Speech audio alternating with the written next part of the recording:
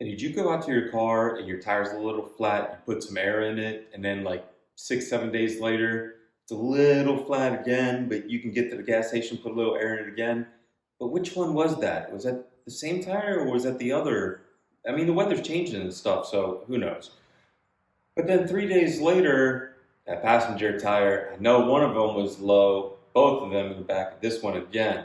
So usually that means you have a slow leak. We have the car jacked up right now because we have a slow leak. So let's get right in there and see what I'm talking about, save you money, and show you how to fix it yourself. All right, so I have the Disturbing E46, one of our project cars from the other channel. And what it did was I just jacked it up. I took all the lug nuts out and I'm gonna pull the tire off so that we can inspect the tire and see what's really going on. Not a lot of people have a lift. You know, my lift is getting put in, so we can't really use it right now.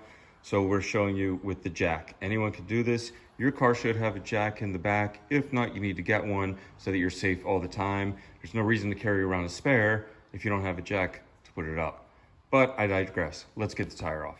All right, so right here, I just have the tire off and I could better inspect and look on both sides and kind of see like maybe there's a bubble or a crack or something, you know, I couldn't see just from looking at the front with the tire on. And then just gonna kind of look. If I don't find anything, you could get a big tub of water and pump the tire up and look and see wherever the bubbles come from. That's an indicator. So right here, there's a nail right here. Let's zoom in on that. See the nail right here?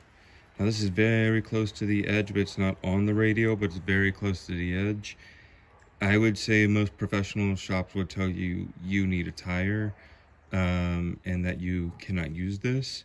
But since this is the rear tire and it's directional, I'm going to take it out because the tire doesn't move. Now, if the tire moves, let me just show you real quick and then we'll pop this out.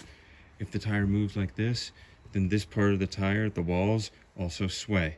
If the tire always goes straight, then the walls never move. So you could still do this, but not on and not on this side at all. Not on this side at all. And not on. But it is past the line. So I'm gonna plug this real quick and show you how to plug it off the tire. All right, so first things first, find the cap. Then you're gonna use the valve removal tool, or you might have one like this. And if you don't have one, then just take your car key because you don't wanna put anything pointy in there.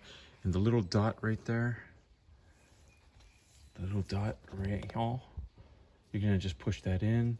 And it might take you a little longer, like 2 or 3 minutes to get all the air out. But you want all the air out before you do this, because if you're pulling this piece out, it could turn into a projectile, like a bullet, and fly with the air behind there, and you don't want to hit yourself in the eye or something like that.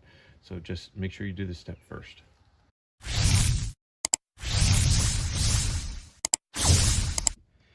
So now you're at the point where you can take like needle nose pliers or a pair of wire cutter dikes like this and pull this up like I started already.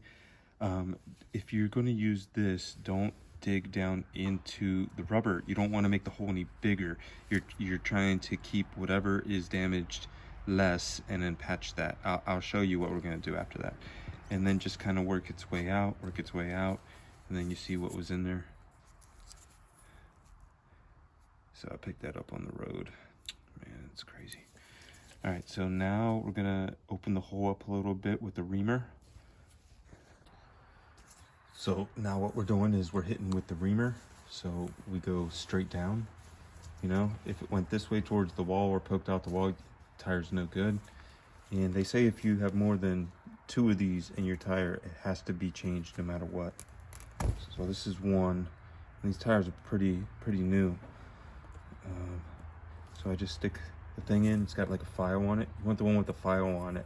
You don't want the one that's twisted. I have that one too somewhere. This is much easier. So you just try to find the hole. Just kind of slowly, you know, move it around. And then once you get it in there, kind of, because you have to push the piece down in there. So you have to make it enough so it'll work. If the hole's not big enough for the piece to go in, it'll never go in. Alright? Alright, so now I'm gonna show you the thing. So usually you're gonna get a package of something like these. They might come single, but I like these nice thick ones that are already tacky. I don't like just a piece of rubber and then you have to use the cement. I don't like that one, but that's just my opinion. You know, you can do whatever you want. Then you're gonna stick it in here, right? You're gonna stick it through this thing and pull it so you can see it's half, right? And then push it in that hole. And I'm gonna show you. You're gonna be like, what are you talking about? You want me to stick this thing in my tire? It's gonna fix my tire? This floppy thing sticking out? I'm not gonna feel that? Yes, you will. All right, so you wanna go through the hole and you see there's a piece of I found this old glove, so I just wanted to use it and get it over with. So we're gonna put that in the hole. Oh man, it's hard to see with the camera.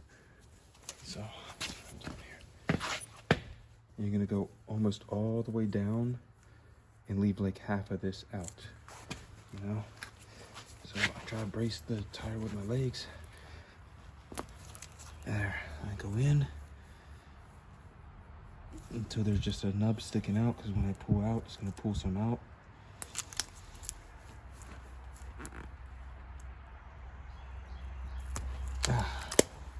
There. Now the plug is in. Now the plug is in. Let's get a better view of that. Now I know what you're saying. You're gonna be like, bro, I know the hole is closed, but how am I gonna roll with this? Boom, boom, boom, boom, boom down the street. You know what I mean?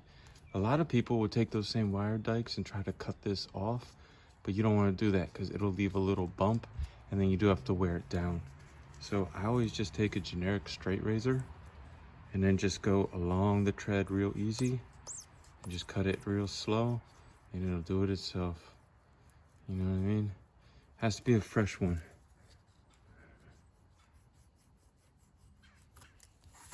It's about as flat as you're gonna get it.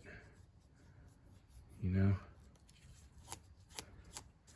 There it is. Your hole is closed.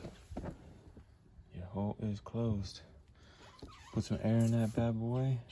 Get it back on the car. You're off on the road. All right, guys. Well, thanks for coming to another one of our videos. I hope this helped somebody learn a new tip and trick.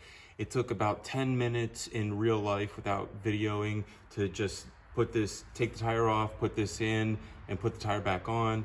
And you can get a whole pack, and I think it comes with like 5 of them for 10 bucks. So if you call a tow truck because you have a nail in your tire, and then you go to a service station, you're looking at $200-300. So, and then they're gonna try to sell you a tire on top of that. So just share this with a buddy and save this in your videos that you like. And if it ever happens to you, then just go back to it as a reference. I gotta get a little work done and get this tire back on right now so I can get this car out and the next one in.